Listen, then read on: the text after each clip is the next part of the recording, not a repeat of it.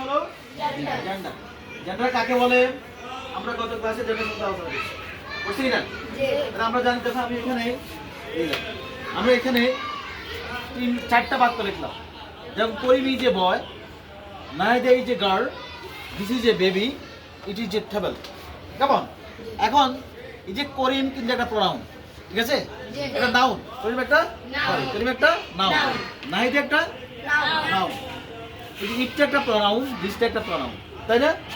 এখন দেখো তাহলে এই যে করিম ইজ এ বয়, এই বয় দ্বারা করিমকে বোঝাচ্ছে না? করিমকে বোঝাচ্ছে তো? তাহলে বয়টা কি? বয়টা তো কাকে বোঝে? করিমকে বোঝাচ্ছে না? তাহলে যে নাউন প্রোনাউন দ্বারা, যেই নাউন বা প্রোনাউন দ্বারা স্ত্রী পুরুষ অথবা স্ত্রী পুরুষ উভয়কে, কেমন? অথবা স্ত্রী পুরুষ কিছুকে না বুঝে শুধুমাত্র অচেতন পদার্থকে বোঝায়, তাকে বলা হয় জেন্ডার। বুঝে গেল? কে বলতে পারবা জেন্ডার কাকে বলে? দাঁড়াও, যারা দ্বারা যে নাউন প্রোনাউন দ্বারা স্ত্রী পুরুষ অথবা স্ত্রী পুরুষ উভয়কে বোঝায়, অথবা স্ত্রী পুরুষ উভয়কে না বুঝিয়ে অচেতন পদার্থকে বোঝায়, তাকে বলে। Very good. তাহলে এটা হাত সবাই আমরা কি বুঝতে পারলাম? আমরা কি বুঝতে পারলাম জেন্ডার কাকে বলে? তাহলে এক নম্বর হলো যেই নাউন প্রোনাউন দ্বারা স্ত্রী পুরুষকে বোঝাবে, কেমন? স্ত্রী বা পুরুষকে বোঝাবে, অথবা স্ত্রী পুরুষ উভয়কে বোঝাবে, অথবা স্ত্রী পুরুষ কোনোটাকে না বুঝিয়ে শুধুমাত্র অচেতন পদার্থ বা জড় পদার্থকে বোঝাবে, তাকে বলা হবে জেন্ডার। ঠিক আছে? যেমন ধর আমাদের এখানে করিম ইজ এ বয়, এই বয় দ্বারা করিমকে বুঝেছি। করিম কি? ছেলে। তাহলে যেহেতু করিমটা একটা ছেলে, আমরা এটাকে বলবো ম্যাসকুলিন জেন্ডার।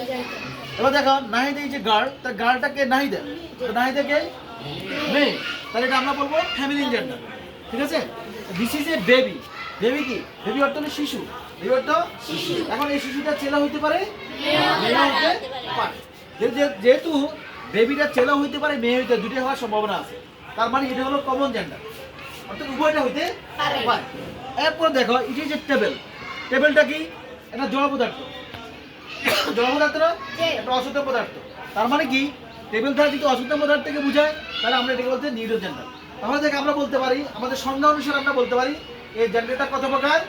জেন্ডার হলো 4 প্রকার। তাহলে এক নম্বর হলো ম্যাসকুলিন জেন্ডার। আমরা একটু যদি বলতে পারি রেখি, এক নম্বর হলো ম্যাসকুলিন জেন্ডার, ম্যাসকুলিন জেন্ডার। 2 নম্বর কি বলা যায়? Feminine gender, feminine gender. 3 নম্বর কি বলা যায়? Common gender.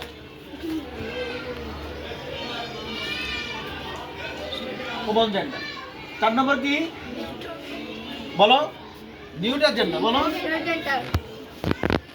Neuter gender. দেখো ম্যাসকুলিন জেন্ডার মানে যে যা দ্বারা শুধু পুরুষকে বোঝাবে, ম্যাসকুলিন মানে যা দ্বারা শুধু কাকে বোঝাবে? পুরুষকে বোঝাবে। আর ফেমিনিন মানে যা দ্বারা শুধুমাত্র মহিলা জাতিকে বোঝাবে, সেটা হলো ফেমিনিন জেন্ডার। কেমন? আর কমন জেন্ডার মানে যা দ্বারা স্ত্রী পুরুষ উভয়কে বোঝাবে, তাকে বলা হবে কমন জেন্ডার। বলো তাই কি বলবে? Common gender. আর নিউটার জেন্ডার কাকে বলে? যে নাউন প্রোনাউন দ্বারা শুধুমাত্র মানে স্ত্রী পুরুষ কাকে বোঝাবে না, কাকে বোঝাবে? তাহলে জড় পদার্থকে বোঝাবে, তাকে বলবো আমরা নিউটার জেন্ডার। পারবো তো সবাই? পারবো কিনা বলো? কে কে পারবা? গুড। তাহলে আমরা আজকে এই ক্লাসে কি শিখলাম বলো চাই? জেন্ডার কাকে বলে, জেন্ডার কত প্রকার এবং কি কি। তাহলে আমরা কি এটা উত্তর দিতে পারবো সবাই?